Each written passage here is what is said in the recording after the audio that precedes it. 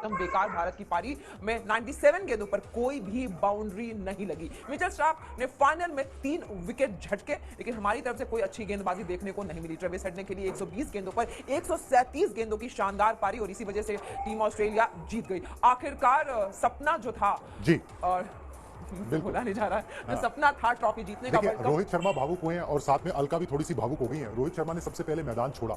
2022 टी20 world cup जब वो हारे थे तब भी वो रोए थे। यहां पर भी उस तरीके से आंखें नम थी, शायद अपने इमोशंस को मैदान पर दिखाना नहीं चाहते थे, इसलिए सबसे पहले ड्रेसिंग रूम की तरफ गए। टीम इंडिया को हार मिली है, एक सपना था जो सबने मिलकर संजोया था, करोड़ों भारतीयों ने भी संजोया था कि भाई 10 मैचेस जीतकर टीम इंडिया जो है 2011 के बाद जो है फाइनल में पहुंची है और ये फाइनल में पहुंचकर जो है कप उठाना है, ये कप हमारा है, मगर वो हो ना सका। टॉस यहां पर जो है टॉस के बाद रोहित शर्मा नहीं बने और मैच भी उन्होंने गंवा दिया। सबसे पहले आपको स्कोर कार्ड दिखाते हैं, फिर आपको आगे की कहानी बताएंगे, एक एक करके सब पॉइंट्स पे डिस्कस करेंगे, कहां पर चूक रहेगी ये भी आपको बताएंगे। मगर सबसे पहले स्कोर कार्ड, भारतीय स्कोर कार्ड दिखाते हैं, उसके बाद ऑस्ट्रेलिया का, ताकि आपको पता लगे कि किस तरीके से मैच आगे बढ़ा है। बिल्कुल सही बात है। रोहित शर्मा ने 47 रन बनाए, 31 गेंदों का इन्होंने सामना किया और शुभमन गिल ने 4 रनों की पारी खेली, 7 गेंदों इन्होंने खेली। विराट कोहली ने बनाए 54 रन और इन्होंने 63 गेंदों का सामना किया, जहां पे श्रेयस अय्यर ने सिर्फ 4 रन बनाए, केएल राहुल ने 66 रन बनाए, लेकिन 107 गेंदें खेली इन्होंने। रविंद्र जडेजा ने 9 रन बनाए। चलिए आगे बढ़ते हुए अगली स्लाइड देखते हैं किसमें कितने रन बने हैं। सूर्य कुमार यादव महज 18 रन बना के आउट हुए, तो मोहम्मद शमी ने 6 रन, जसप्रीत बुमराह ने 1 रन, कुलदीप यादव ने 10 रन और मोहम्मद सिराज ने 9 रन बनाए और वो नाबाद है। कुल मिलाकर 240 रन टीम इंडिया ने बनाए और 50 ओवर पूरे खेले। और जब ये रन बने थे तभी हमें लग गया था कि बहुत आसान होगा ऑस्ट्रेलिया के लिए जीतना और बिल्कुल वैसा ही हुआ। चलिए अब देखते हैं टीम ऑस्ट्रेलिया का स्कोर कार्ड क्या रहा है। डेविड वार्नर ने 7 रन बनाए, 3 गेंदों का उन्होंने सामना किया। ट्रेविस हेड ने शानदार 137 रन बनाए, 120 गेंदें उन्होंने खेली। मिचेल स्टार्क ने 15 रन बनाए, 15 गेंदें उन्होंने खेली। स्टीव स्मिथ ने 4 रन बनाए, 9 गेंदों का सामना किया। लाबुशेन ने 58 रन बनाए और वो नाबाद रहे, 110 गेंदें उन्होंने खेली और साथ में ग्लेन मैक्सवेल आखिरकार आना पड़ा उन्हें पिच पे, 2 रन उन्होंने बनाए और नाबाद रहे, 1 गेंद में उन्होंने 2 रन बनाए और आखिरकार 241 का जो लक्ष्य था वो उन्होंने बना लिया। सिर्फ 4 विकेट खोए और 43 ओवर्स में ये लक्ष्य पूरा कर लिया टीम ऑस्ट्रेलिया ने। Well played, well deserve. जिस तरीके से टीम ऑस्ट्रेलिया आज खेली है, ऐसा लग रहा था शुरुआत से ही कुणाल कि वो जीतेंगे। मैंने आपको तभी कह दिया था जब हम टॉस हारे थे ना, मैंने आपको उसी समय बोला था कि अब मैच जीतना बिल्कुल टॉस का इंपैक्ट बहुत था और उस समय जो वर्डिंग्स थे रोहित शर्मा के कि we know what is ahead of us, वो सारी लैंग्वेज ही उस तरीके की थी कि लग रहा था भाई बैकफुट पर आप आ गए। तो चल रहा था, आप वहां पर बोलते हो कि भाई हम पहले बल्लेबाजी करना चाहते थे, वो आपको स्ट्रांग फेस दिखाना पड़ता है, मगर टॉस हारते ही मैच नहीं हारे थे, आपने अच्छी बल्लेबाजी नहीं करी, जिसकी वजह से आप ये मैच हारे। आपको पता था कि भाई टॉस हारने का डिसएडवांटेज ये था कि बाद में अगर ओस गिरेगी तो फिर वहां पर जो है मुश्किल हो जाएगा गेंदबाजी करना, वो हुआ भी।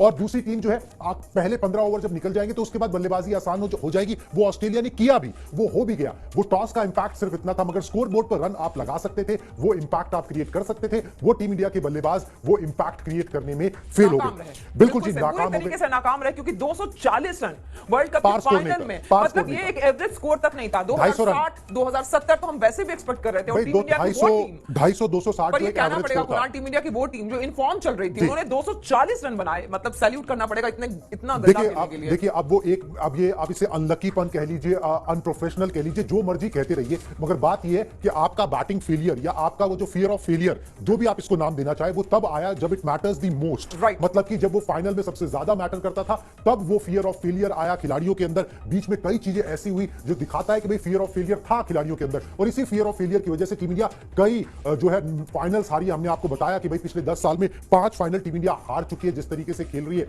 और ये 5वां फाइनल था। 2014 में टी20 हारे, फिर WTC के 2 फाइनल्स हारे, 2017 में चैंपियंस ट्रॉफी हारे, और अब यहां पर हार तो 5वीं फाइनल में पिछले 10 सालों में हार मिली है। 2013 में लास्ट 2 चैंपियंस ट्रॉफी जीती थी, उसके बाद से कोई भी आईसीसी का खिताब जो है वो टीम इंडिया के हाथ नहीं लगा है। सिराज भी मैदान पर रोने लगे और उनको केएल राहुल ने कंसोल किया। रोहित शर्मा का मैं समझ सकता हूं यही हाल होगा ड्रेसिंग रूम में जाकर। प्रोबेबली कई खिलाड़ियों का आखिरी वर्ल्ड कप था, जैसे रोहित शर्मा, विराट कोहली, मोहम्मद सिराज का तो नहीं, मगर साथ में मोहम्मद शमी, तो ये लोग चाहते थे कि भाई अपने होम ग्राउंड पर इतना अच्छा खेलते आए हैं, सबसे ज्यादा रन इनके खिलाड़ियों ने बनाए हैं, सबसे ज्यादा विकेट टीम इंडिया के खिलाड़ियों ने लिए, कीर्तिमान स्थापित किए, कितने सहयोग जो है जो पुराने चलते आ रहे थे 20-20 साल के रिकॉर्ड जो है वो खत्म किए, मगर एक वो फाइनल हर्डल जो है वो टीम इंडिया क्रॉस नहीं कर सकी। और मैं बार बार वो यही बात बोलता हूं कि जब जब टीम इंडिया हारती है ना कोई नॉकआउट मुकाबला, वो उनकी गेंदबाजी नहीं धोखा देती, बल्लेबाज धोखा देते हैं। गेंदबाजी ने भी धोखा दिया। गेंदबाज आज ना दो नहीं, आप वो ड्यू की वजह से, जैसे जैसे कि जीत में हमेशा बल्लेबाजी और गेंदबाजी ने साथ दिया था ना, हार में भी दोनों का बराबर योगदान। आज आप ये नहीं कह सकते हैं कि गेंदबाजी अच्छी हुई है, क्योंकि गेंदबाजी बहुत ही बुरी हुई है। बिल्कुल, पहले मगर बल्लेबाजों से शुरू करते हैं, गेंदबाजों से शुरू करना चाहेंगे? नहीं, आप बल्लेबाजों से शुरू करते हैं। ठीक है, पहले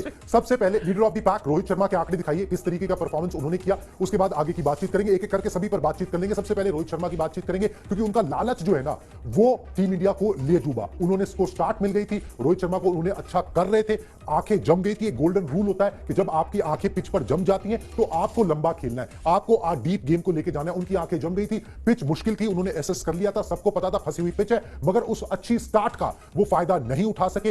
एक चौका लगाया, एक छक्का लगाया, फिर एक छक्का मारने के चक्कर में वो अपना विकेट गवा बैठे। वो भी एक पार्ट टाइम गेंदबाज मैक्सवेल को उन्होंने अपना विकेट गवाया, और यही एक तरीके से टर्निंग पॉइंट रहा, क्योंकि अगर रोहित रह जाते विराट के साथ तो यहां पर वो पार स्कोर जो नहीं बना वो बनता, और फिर नतीजा शायद कुछ और हो सकता था। यह है रोहित शर्मा के आंकड़े इस मैच में। रोहित शर्मा ने 47 रन बनाए, 31 गेंदों का इन्होंने सामना किया, 4 चौके और 3 छक्के इसमें शामिल है। स्ट्राइक रेट रहा 151.61 का, यानी कि 151.61 का। तो आप देख सकते हैं कि गेंदें उन्होंने 31 ली, यानी कि तेज तरार एक स्टार्ट उन्होंने दिया था, जबकि इतनी फंसी हुई पिच थी कि एक एक रन के लिए बल्लेबाज तरसे हैं आज। लेकिन इन्होंने 31 पे 47 मारा, वो लंबा भी जा सकता था अगर उन्होंने एक छक्का मारने का लालच नहीं किया होता। मतलब कोई जरूरी नहीं है कि आप जिस पैटर्न पे खेलते आ रहे हैं उसी पैटर्न पे खेलें। आपको पता है कि आपके पीछे का बल्लेबाज शायद इतने कैपेबल नहीं है, आपको और विराट को ही अगर सब कुछ करना था तो आप रुक सकते थे। कैपेबल हो या ना हो, उन्होंने रन बनाए हुए हैं। बात यह है कि अगर आपको स्टार्ट मिली है तो आप उसको कैपिटलाइज करो।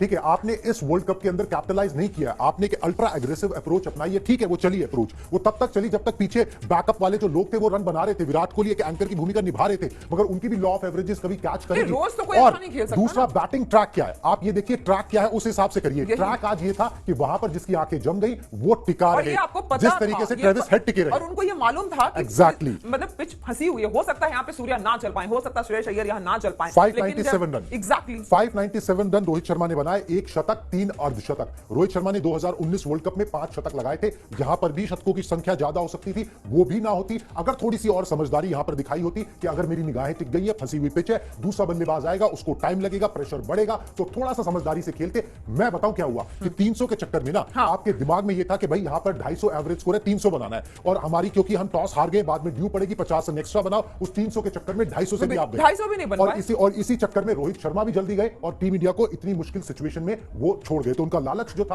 कि भाई एक तो अच्छी इंटेंशन तो अच्छी थी, मगर थोड़ा सा दिमाग जो है ना वो अभी पूरा यहां पर नहीं लगाया। चलिए जी, एक दूसरे फैक्टर पे आते हैं, विराट कोहली के, और यहां पर क्या कहते हैं श्रेयस अय्यर के आंकड़े दिखाएं, किस तरीके की परफॉर्मेंस उन्होंने की है, क्योंकि ये दो जब खेल रहे थे ना तब एक बड़ी इंटरेस्टिंग चीज हुई है। 97 बॉल्स पे टीम इंडिया हारी है, कैसे हारी है पहले दोनों के आंकड़े बता दे, फिर बता। बिल्कुल सही बात है। विराट कोहली ने 54 यानी कि 54 रन बनाए, 63 गेंदों का इन्होंने सामना किया, चौके इन्होंने 4 लगाए, छक्का कोई भी नहीं है। स्ट्राइक रेट है 85.71 का, 85.71 के स्ट्राइक रेट से खेले हैं विराट कोहली, और एक छोर संभाल के खेल रहे थे। ऐसा लग रहा था कि एंकर की भूमिका निभा रहे, जैसा कि हमेशा पिछले 10 मैचेस में खेलते चले आ रहे थे। बिल्कुल उसी पैटर्न में इन्होंने खेलना शुरू किया था, लेकिन एक अच्छी बॉल आई, वो बॉल खैर बहुत अच्छी थी, इसमें ये बिल्कुल नहीं कहा जा सकता विराट कोहली ने अपना विकेट दे दिया, वो बॉल उनको समझ नहीं आई और सीधे उनकी गिलियों को ले डूबी।